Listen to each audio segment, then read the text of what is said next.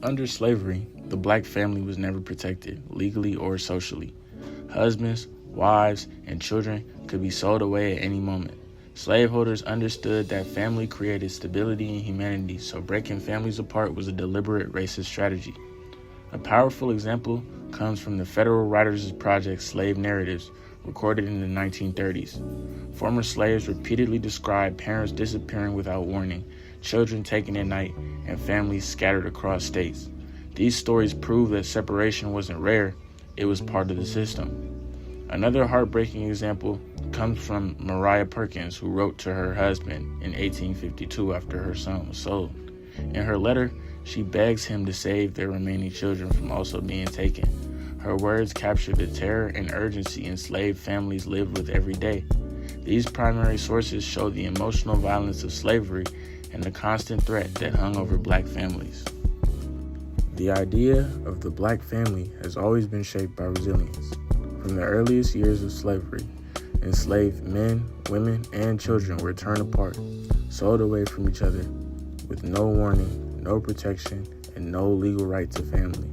Yet despite these attacks on their humanity, enslaved people refused to let family disappear. They built new forms of kinship, created chosen families, and protected community bonds in ways that still echo in black culture today. In this video, I'll explore how enslaved people preserve family through kinship networks, emotional bonds, and cultural strategies that are still used today. I'll use first-hand accounts from the Federal Writers Project and personal letters like that of Maria Perkins. And with the help of historians like Heather Andrea Williams, I'll show how these acts of connection become a powerful form of resistance. Even while facing separation, enslaved people created new family structures. This is where the concept of fictive kin, also known as chosen family, became essential. Because blood relatives could be sold away, enslaved communities built family wherever they could. They used terms like mama, auntie, uncle, brother, and sister to recreate the closeness of family life. These weren't just nicknames, they were survival tools. Historian Heather Andrea Williams, in Help Me to Find My People, explains that enslaved people built these networks intentionally. They provided emotional support, child care, protection, and, most importantly, a sense of belonging. These are all things that slavery tried and succeeded in destroying.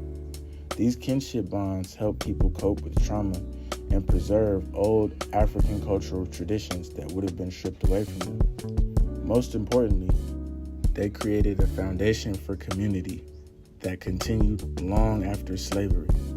Even today, we still use kinship terms like auntie, uncle, brother, and sister to talk and relate to our fellow black men and women.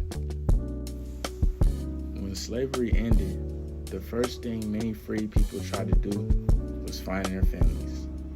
This period revealed just how strong those emotional and kinship bonds had been. Newly freed men and women searched for loved ones through letters, petitions, and newspaper ads. Information wanted ads in black-owned newspapers listed children, spouses, and siblings, many of whom had been missing for decades.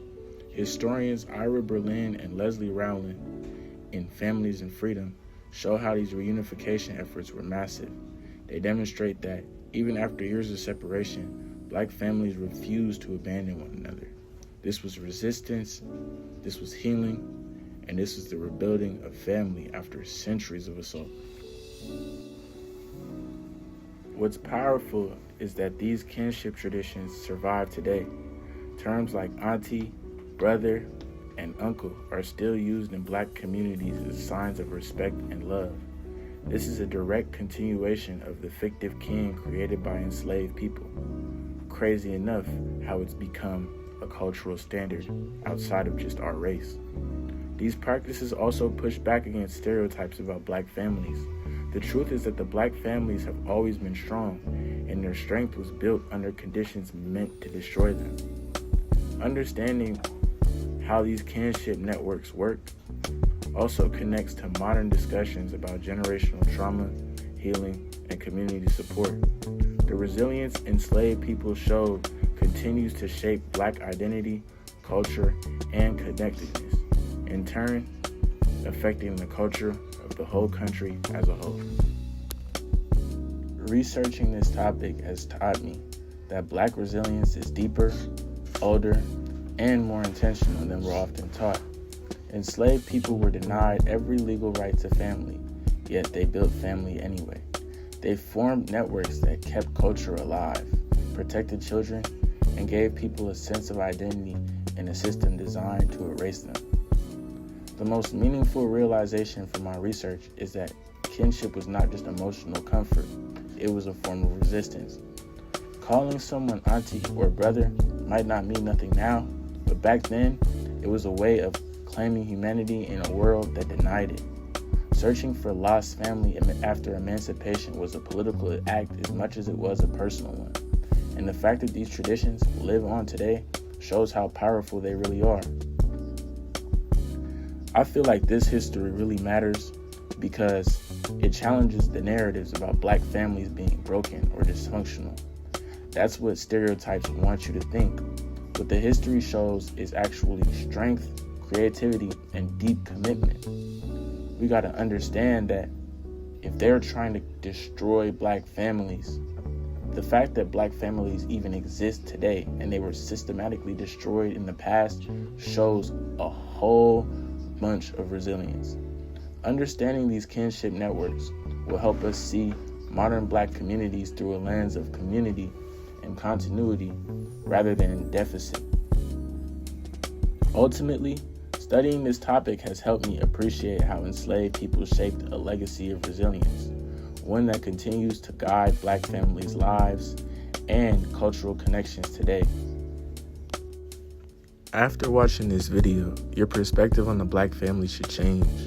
You should no longer think of the Black family as a fallacy or something that is destroyed. Think of it as something that people are rebuilding and people have been trying to rebuild for centuries. When you watch this video, think about the way you use the word auntie, the way you use the word brother, the way you use the word mom, the way you use the word sister.